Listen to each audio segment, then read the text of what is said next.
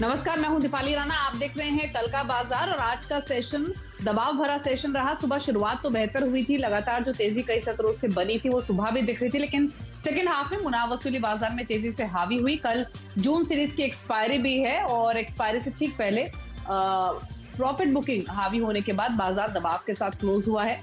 Bank Nifty ज्यादा pressure create कर रहा था, जहां पर हमने 900 अंकों तक की कमजोरी इंट्राडे में बाजार बंद होने से पहले होते हुए देखी थी। आज इनफैक्ट अगर आप देखेंगे तो एफएमसीजी को छोड़ ज्यादातर सेक्टर्स दबाव के साथ ही क्लोज हुए हैं।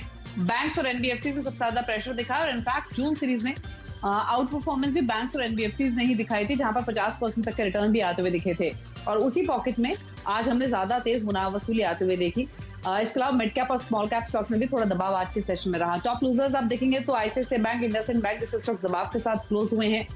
कोटक महिंद्रा बैंक आज वीक रहा। भारती एयरटेल यहाँ पर थोड़ी सी वीकनेस दिखी। इसके अलावा जहां पर मोमेंटम पॉजिटिव था आज के वीक मार्केट में भी, उसमें एफएमसीजी था। आईटीसी में अच्छा खरीदारी का रुझान था। एशियन पेंट्स में मैनेजमेंट कमेंट्री के बाद अच्छी खरीदारी आज के सेशन में हमने होते हुए देखी। रिलायंस इंडस्ट्रीज सेकंड हाफ में एक तेजी दिखा रहा था, जिससे थोड़ा सपोर्ट मिला मार्केट को। अगर ये सब पार्टिसिपेट नहीं कर रहे होते तो शायद वीकनेस थोड़ी और ज्यादा होती। लेकिन इंटरेस्टिंग ये है कि आज के सेशन में एफआईएस की ओर से बाइंग हुई है। कैश मार्केट में एफआईएस ने 1768 करोड़ की बाइंग की है। डीआईएस ने हालांकि मुनाफा समेटा है। 1524-1525 करोड़ के आसपास की बिकवाली डीआईएस की ओर से होती हुई दिखी है। लेकिन अब कल जून सीरीज की एक्सपायरी है, तो आउटलुक क्या है इस पर बातचीत कर लेते हैं। आज के जानकार मयूरेश जोशी हमारे साथ बने हुए हैं। Mayuresh, good morning.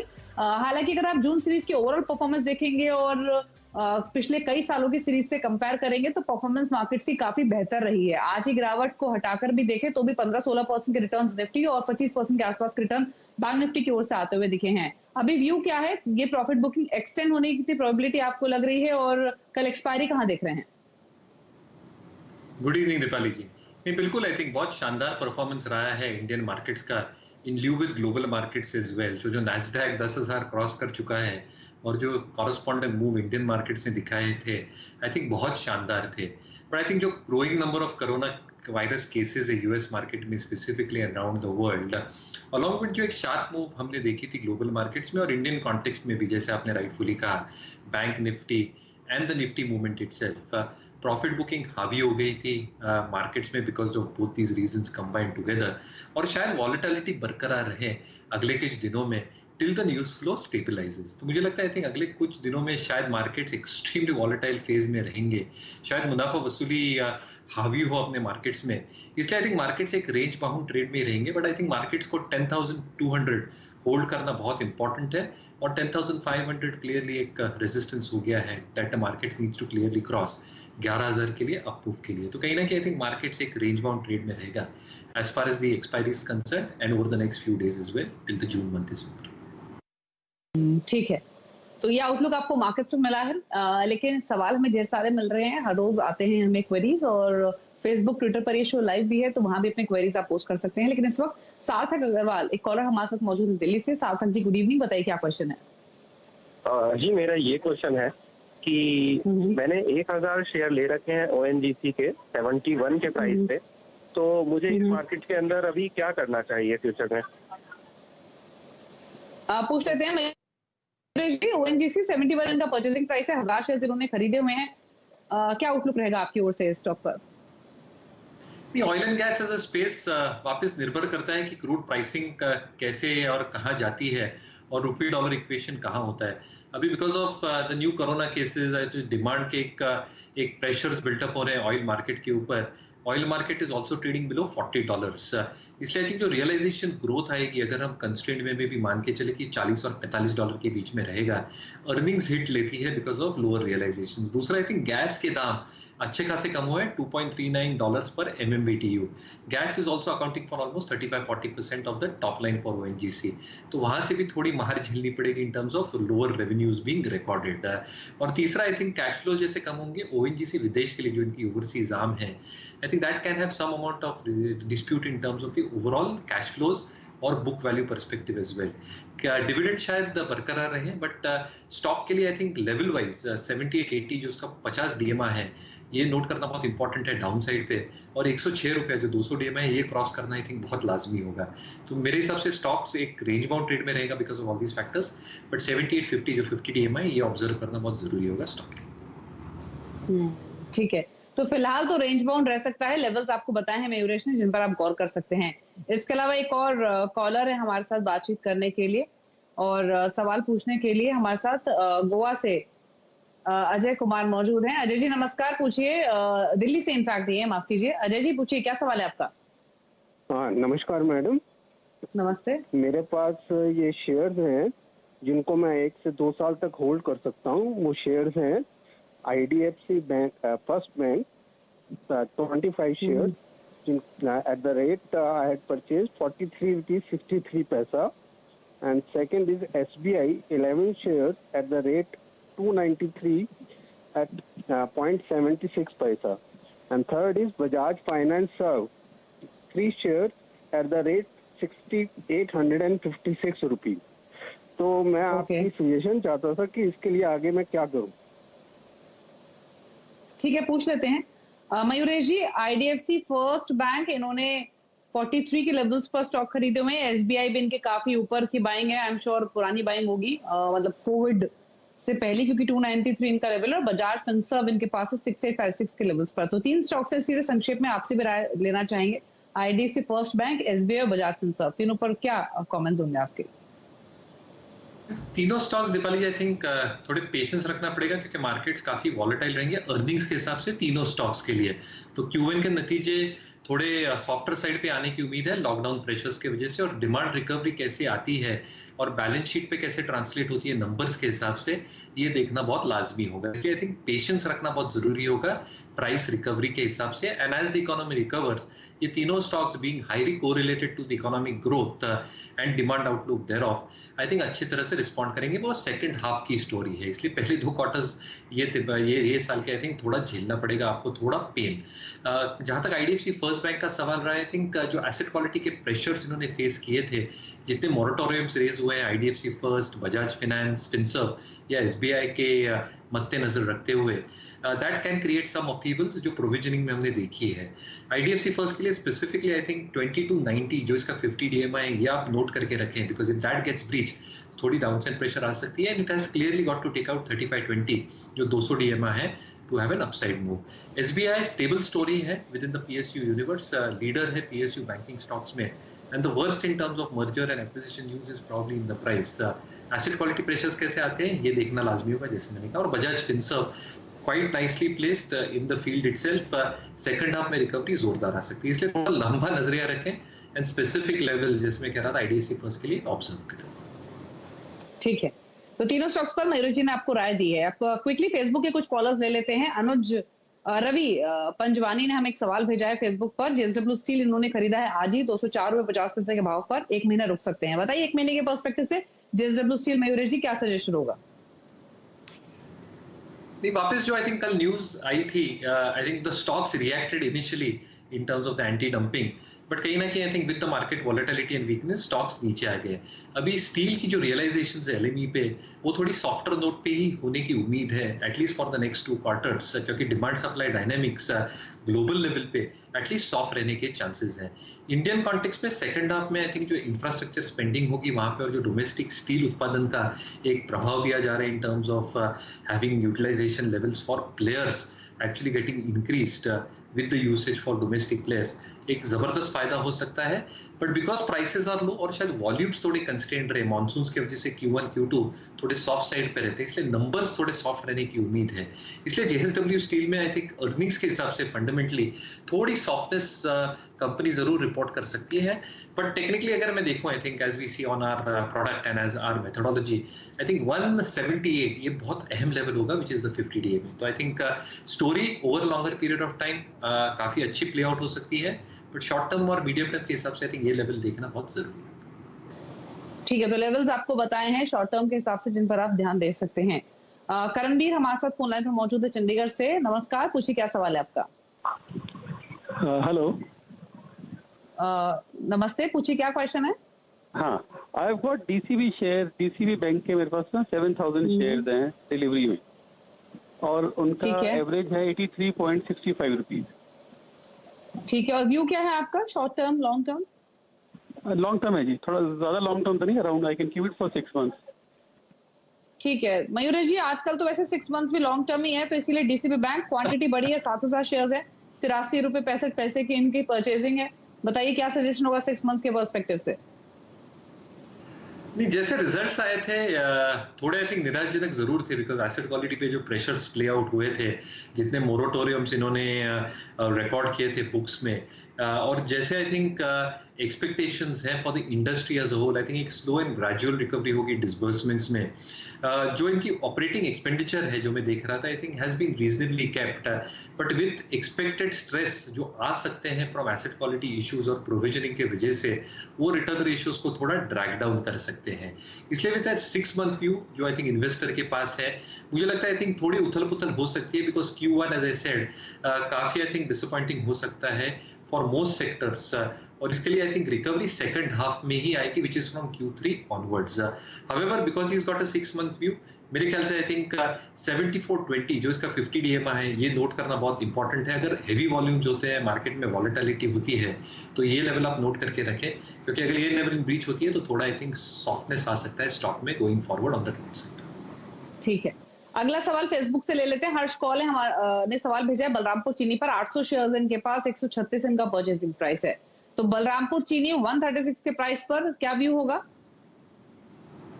Again sugar story, कैसे I think government regulations play out होते हैं स्पेसिफिकली ये कॉन्टेक्स्ट में, क्योंकि जो ओवरऑल डिमांड सप्लाई डायनामिक्स है इंडस्ट्री के लिए, carry on inventory even in production ये साल के लिए अच्छा खासा कम हो, it's still going to be on the higher side.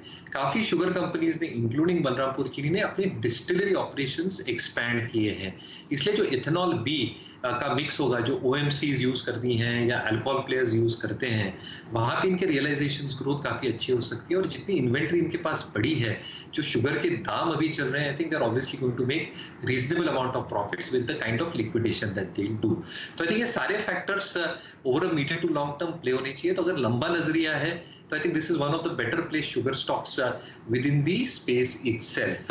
जहां तक आई थिंक ये टेक्निकली प्लेस्ड है, मुझे लगता है इसका जो 200 DMA है 141 का, अगर ये ब्रीच करता है तो एक जबरदस्त मूव आ सकती है। तो आई थिंक ये लेवल्स नोट करके रखें, but this is one of the better place sugar stocks space.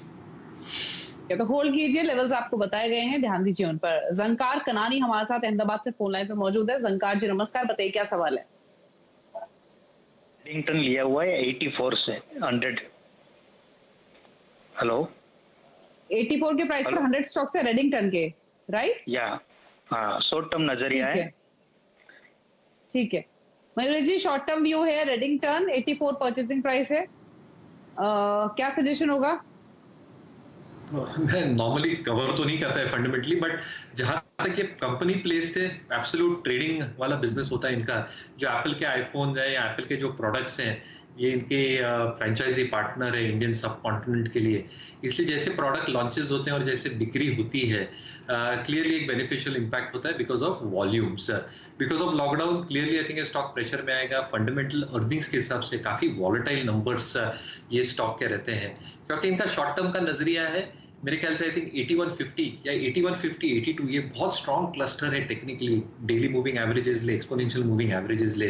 अगर ये ब्रीच होता है तो शायद थोड़ा प्रेशर देखने मिले। तो आई थिंक ये लेवल्स आप नोट करके रखें फॉर द स्टॉक। तो अर्निंग्स कैसे रहे हैं, कंपनी के एक्सपेक्टेशंस क्या हैं, वो मयूरेश जी ने ब्रीफ किया, लेकिन लेवल आपको बताया है 81 82। अगर ये ब्रीच होता है तो शायद वीकनेस बढ़ सकती है। विनोद कुमार ने हमें फेसबुक पर सवाल भेजा है मदरसन सुमी और BHEL पर। मदरसन सुमी में 99.7 का परचेसिंग प्राइस है और BHEL में 33.85 का। दोनों स्टॉक्स आज थोड़ा वीक रहे, लेकिन चले भी दोनों स्टॉक्स काफी हैं अगर लो से कंपेयर करें। इनके लिए क्या सजेशन होगा दोनों स्टॉक्स में, BHEL और मदरसन सुमी? तो दोनों के नंबर्स आई थिंक काफी डिसअपॉइंटिंग थे। In fact even for BHEL numbers were extremely disappointing. जो ऑर्डर बुक है, जैसे एग्जीक्यूशन कर रहे हैं, जो रिटर्न रेशियोज हैं और जो मार्जिन्स आते हैं बिकॉज ऑफ वीकर एग्जीक्यूशन, ये सब सॉफ्टर साइड पे या लोअर साइड पे आते हैं। हाउएवर आई थिंक जो पॉजिटिव निकल के आ रही है in terms of whether they can utilise their plants for other activities including other players taking over their plants, और what they do in terms of non core divestments, जो I think अच्छा खासा cash flow इजाफा ला सकती है the investments on their book. इसलिए stock शायद अच्छा खासा मोमेंटम में था in spite of bad results, और public sector undertaking generally I think have done exceedingly well. But market condition को आपको देखना पड़ेगा। अगर वॉलेटिलिटी मार्केट में बढ़ती है, तो आई थिंक जितनी तेजी से बढ़ा था उतनी तेजी से आई थिंक ये रिट्रेस हो सकता है। इसलिए आई थिंक 2591 जो आई थिंक अच्छा खासा नीचे का लेवल है even from the current price, ये आप नोट करके रखें, विच इज द 50 DA में, that can be observe till it breaches. I think आप शायद ये स्टॉक को होल्ड करके रख सकते हैं। मदरसन के लिए I think similar story play out हो रही है। आई थिंक जैसे नंबर्स हैं ऑटो सेक्टर के लिए as a whole, European markets हो, इंडियन मार्केट्स हो, या even the North American markets, softer side पे रीओपनिंग के बाद शायद थोड़ा मोमेंटम देखने मिले, बट एक स्लो एंड ग्रेजुअल रिकवरी आएगी अर्निंग्स के हिसाब से।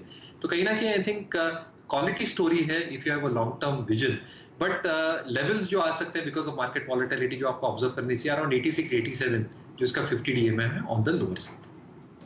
ठीक है, कृष्णा हमारे साथ नागपुर से फोन लाइन पर। कृष्णा जी गुड इवनिंग, पूछिए क्वेश्चन अपना।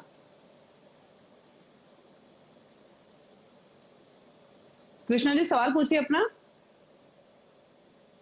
चलिए इनसे बातचीत नहीं हो पा रही है, लेकिन ग्लेनमार्क फार्मा पर इनका क्वेश्चन था। 50 शेयर है 507 के प्राइस पर, तो ऊपर के लेवल्स पर बाइंग इन्होंने की है क्योंकि 2 सेशन पहले 30% का मूव देने के बाद 2 दिन से प्रॉफिट बुकिंग का शिकार हुआ है ये स्टॉक, इसीलिए नुकसान में है।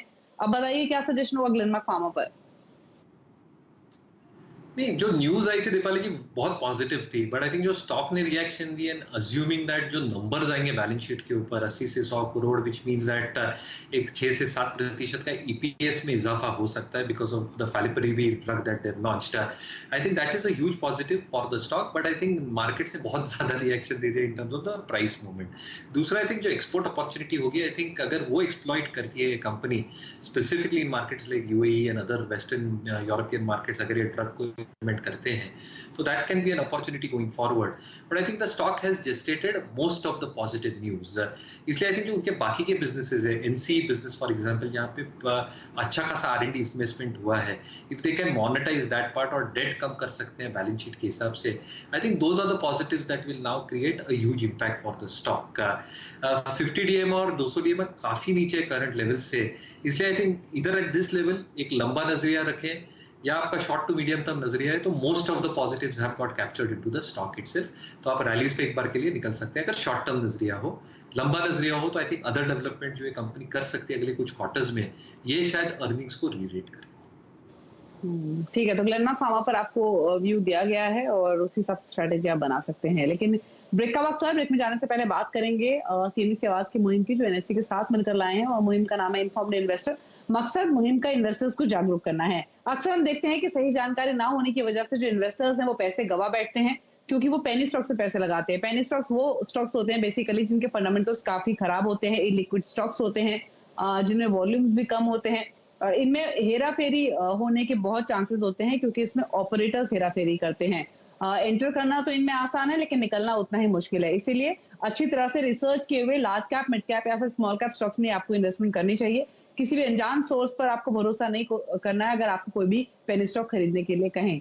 मयूरी जी, पेनी स्टॉक्स में इन्वेस्टमेंट करके काफी निवेशक हैं जो फंस जाते हैं, क्या व्यू होगा निवेशकों को, क्या सजेशन आप देंगे जब इन्वेस्टमेंट की बात होती है? ये बिल्कुल आई थिंक दूर रहना चाहिए पेनी स्टॉक से। इसलिए हम बार बार कहते हैं कि क्वालिटी स्टॉक्स पे ध्यान दें जहाँ पे पेडिग्री ऑफ अर्निंग्स अच्छी हो, जो consistently across market cycles perform कर सकें, जहाँ पे कॉर्पोरेट गवर्नेंस के इशू ना हो। इसलिए क्वालिटी के साथ अगर आप रहते हैं तो आपको रात की नींद भी अच्छी आती है, बिकॉज अगर ये गिरते भी है तो उछलते भी आई थिंक अच्छी तरह से हैं as market conditions improve. Penny stocks में आई थिंक फंसने के चांसेस बहुत ज्यादा होते हैं because of all these factors not being in their favour. इसलिए आई थिंक आपके जो प्रैक्टिसिंग फाइनेंशियल कंसल्टेंट है उनसे ही सलाह लें और पेनी स्टॉक से दूर रहें। Stick with quality, that is the मंत्र। तो पेनी स्टॉक से दूर रहिए, अच्छी क्वालिटी के स्टॉक्स में पैसे लगाइए। एक ब्रेक के लिए रुक रहे हैं, लौटेंगे तो कुछ और सवालों करेंगे शामिल। आप देखते रहिए कल का बात।